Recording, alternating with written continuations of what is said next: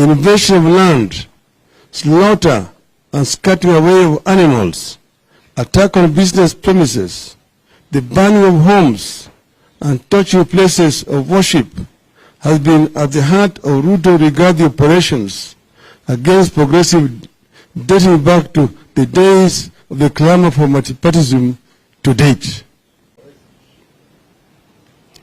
Why would foreign leaders and businesses entertain such a conflicted personality?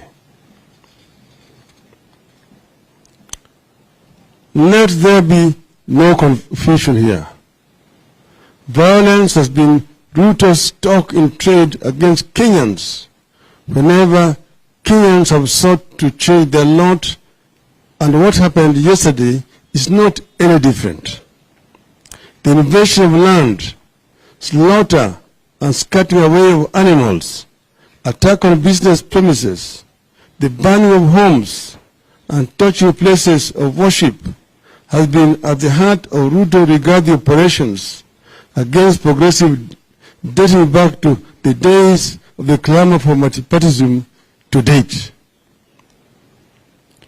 You find this kind of operation in Maela, Thessalia, and Uhuru farms as we approach the 1992 elections, with Ruto at the helm of the YK92, and regarding a brute and crude administrator. You find it in the Onosopokia and Olungurene in that same period. You find it in the Likoni at the coast in the run-up to 1997 elections. You find it in the Kiambaa, in the Rift Valley, in the 2007-2008 violence. You find it in the Adrian Muteshi's land in the North Rift in the same period. Violence, mayhem, invasion of farms, touching of homes, and burning of houses of worship are synonymous with Mr. Ruto. Yesterday, this Ruto regarded operation resurfaced in Northlands, in Kisumu, Kibra, Mathare, and industrial area, among other places. This attack of journalists, local and foreign, has been a signature Ruto of operation all his entire life in politics. Those who were there then will recall how in 1995, party goons and police beat up the late Dr. Richard Leakey and journalists, including Louis Tambridge of the Daily Telegraph, whose crime was to ask policemen why they were doing nothing when Dr. Leakey was being attacked.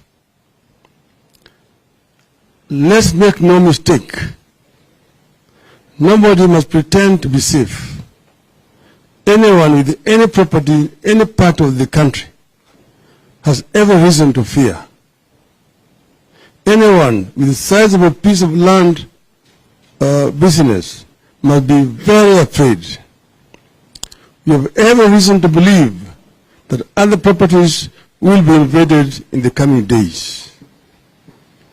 William Ruto himself owned vast tracts of land across the country, from Narok, Kajiado, Nairobi, and the coast. Much of that land was illegally acquired. Does his order for invasion of other people's lands amount for the invasion of his own? Time will tell.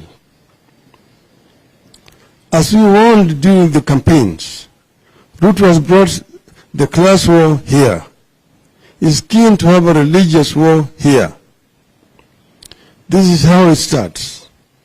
Once it starts, there is no end until citizens turn on one another. All along, we saw it coming. When we launched Azimio la Umoja in the city of Nakuru in August of 2021, we warned against pitting people against each other.